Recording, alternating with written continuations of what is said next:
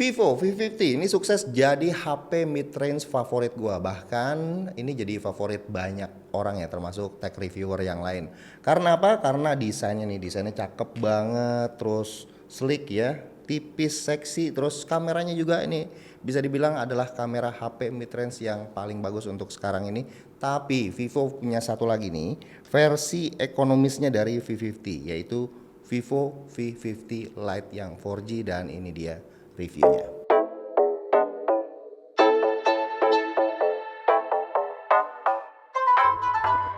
Paket penjualannya juga masih lengkap ya. Kita masih dikasih soft case transparan, batok charger 90 watt flash charge, kabel USB A to USB C.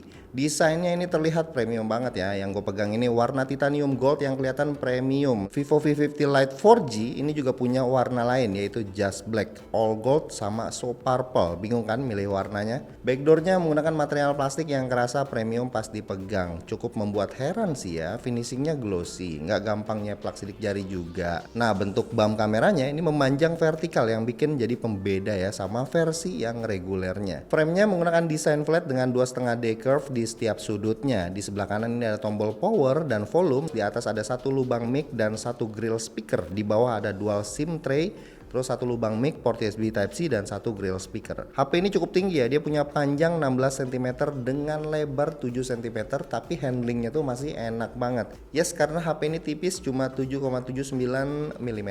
Bobotnya ini cuma 196 gram, tapi backdoornya tuh masih kerasa licin ya. Jadi gue selalu pakai ini softcase bawaannya. Even udah pakai softcase pun itu masih kerasa tipis HP-nya. Buat durability-nya, Vivo V50 Lite ini juga udah mengantongi military grade certification. HP ini juga udah mengantongi sertifikasi tahan debu dan lolos uji setara IP69 dengan SGS 5 star drop resistant. Bahkan di web resminya kita bisa lihat ya kalau HP ini di drop test sampai 42.000 kali dan ditaruh di suhu ekstrim minus 20 sampai 50 derajat Celcius. Gokil gitu. Nah, ke bagian depan layarnya menggunakan panel P OLED 2,5D flat screen 6,67 inci Full HD 1080 x 2392 pixel. Refresh rate-nya 120 Hz, kerapatan pixelnya ada di 388 ppi, peak brightness-nya di 1800 nits. Layar ini udah tersertifikasi SGS Low Blue Light, jadi aman ya buat di mata kita. BTW, layar P OLED ini diklaimnya lebih kuat dan lebih fleksibel ya dibandingkan dengan G OLED yang ada di Vivo V40 Lite. Jujur ya, layar ini tuh punya looks yang flagship banget dan borderless screen. Rasio to bodinya ini 94,2% dan bezelnya itu tipis ya, presisi di bagian kanan, kiri, atas, bawah. Dan kamera depannya ini juga punya desain punch hole yang di tengah, ukurannya kecil banget. Layarnya juga punya detail yang tajam banget, kontrasnya juga sangat baik, warnanya juga terlihat sangat natural. Sayangnya, ini layarnya ini belum support untuk playback HDR ya di YouTube ya. Dan di Netflix dia udah support untuk Wi-Fi L1 tanpa dukungan playback HDR apapun. Dynamic range-nya sudah cukup banget ya menurut gua. Warna hitam yang dihasilkan juga udah cukup pekat. Di layarnya ini juga ada fingerprint reader under display ya. Speed unlock-nya lumayan. Jadi kita harus naruh sebentar lah jempol kita buat unlock HP-nya. Nah, buat biometric unlock-nya ini juga ada face unlock yang gua sebenarnya kurang rekomendasi ya karena masih 2D. Lanjut kita ke bagian jeroannya. HP ini menggunakan Qualcomm Snapdragon 685. RAM-nya ini 8GB LPDDR4X yang bisa di-extend sampai 8GB lagi. Dan storage-nya ini 128GB UFS 2.2, Bluetooth-nya versi 5, terus udah dilengkapi juga dengan NFC multifunction yang bisa dijadikan sebagai akses card juga. Gue coba benchmark menggunakan Antutu benchmark versi 10.4.8 dan HP ini berhasil dapetin skor 375 ribuan dengan CPU skor di 114 ribuan dan GPU skornya di 43 ribuan. Di Geekbench 6 HP ini berhasil dapetin skor 473 buat single core-nya dan 1551 untuk multi core-nya. Nah, tadi kan kita bicara performa di atas kertas, itu cuma angka-angka aja ya. Sekarang gimana kalau kita langsung aja tes buat main game? Buat dipakai main Mobile Legends, surprisingly grafiknya bisa diset ke ultra dengan frame rate mentok high. Dan main di settingan ini tuh kerasa lancar ya, aman-aman aja, nggak ketemu lag atau frame drop sampai selesai main.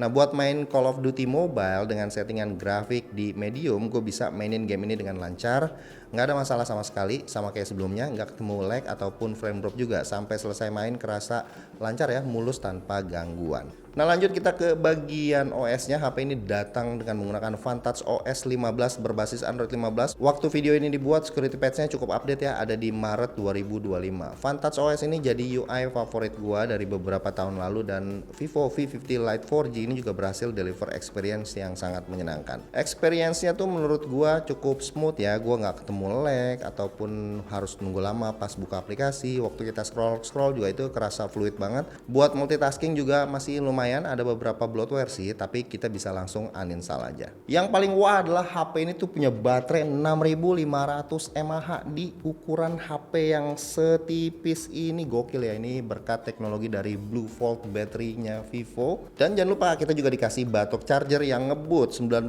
watt flash charge yang bisa isi penuh baterainya kurang dari 1 jam doang. Nah tentu aja masih ada garansi battery health-nya ya, yang nggak akan drop di bawah 80% selama 5 tahun. Gokil. Nah untuk AI-nya, ini AI kayak Gemini Assistant, terus Circle to Search, itu ada ya. Dan yang menarik, kita juga dikasih AI Iris 2.0 yang responnya ini cukup cepat, hasilnya juga cukup memuaskan. Dan ada juga AI Photo Enhance buat ningkatin kualitas foto kita. Terus ada juga AI Screen Translation dan AI Superlink juga ya. Terakhir kita ke bagian kamera. Kameranya ini menggunakan setup dual kamera. Kamera utama menggunakan sensor Sony IMX882 50 megapiksel. Kamera bokeh dan keduanya ditemenin sama Aura Light Portrait dan kamera depan 32 megapiksel selfie kamera. Surprisingly, kamera utamanya ini bisa kasih detail dan kontras yang baik ya di keadaan yang cahayanya tuh cukup. Warnanya juga kerasa pas, sedikit ada boost sih, tapi nggak sampai yang lebay gitu. Dynamic range ini masih cukup ya menurut gue ya untuk sebuah HP mid range. Nah dalam keadaan yang low light ya, foto yang dihasilkan akan sedikit aja ada softnya, terus ada lumayan noisy juga, tapi detailnya masih cukup menurut gua. Videonya juga mentok di resolusi Full HD 30 fps aja. Oke, gua lagi cobain kamera belakangnya si Vivo V50 Lite ini yang 4G, dia mentok di Full HD 30 fps aja. Ini stabilisasinya sudah gua aktifin ya, Ace. Oke. Dan hari ini memang langitnya tidak seperti kemarin-kemarin ya, agak sendu siang ini langitnya. Yang paling gue suka itu Aura Light Portrait-nya. Ini ngebantu banget apalagi dalam keadaan yang low light ya. Dan bukan cuma itu aja, kita juga bisa pakai sebagai fill light walau di keadaan cahaya yang cukup. Nah buat kamera depannya detailnya tajam, masih cukup baik menurut gue ya. Warna yang dihasilkan juga masih cukup baik. Dalam keadaan yang low light gambarnya jadi sedikit soft dan ada noise-nya juga. Videonya ini sama ya, mentok juga di Full HD 30 fps. Jadi langsung aja kita lihat contohnya. Nah untuk kamera depannya hasilnya seperti ini. Menurut gua kurang lebih mirip seperti kualitas kamera belakangnya. Nah ini kita nggak bisa lihat dynamic range yang gimana gitu ya, karena sekali lagi langitnya hari ini sendu ya, tidak cetar. Kesimpulannya, Vivo V50 Lite yang 4G ini punya harga di 3599 juta, tapi dia bisa deliver experience yang nyaman, smooth, dan juga baterainya nih, daya tahan baterainya yang bikin jadi juara. Terus punya desain yang menurut gue oke banget. Dan yang paling penting dia punya durability-nya IP69 yang kuat banget. Jadi gue bisa rekomendasiin HP ini untuk semua orang, siapapun, mau dikasih ke orang tua ataupun mau dikasih ke anak-anak, itu oke. Dan ada satu tipe lagi, yaitu tipe 5G-nya yang bakal dijual start di 4599 juta. Jadi kalau kalian ada budget yang lebihan ya boleh lah dilirik HP yang ini. Di sini kalian bisa dapetin of course jaringan 5G, chipset yang lebih powerful, dan ada lensa ultra wide. Jadi pilih yang mana, sesuaiin sama budget kalian masing-masing.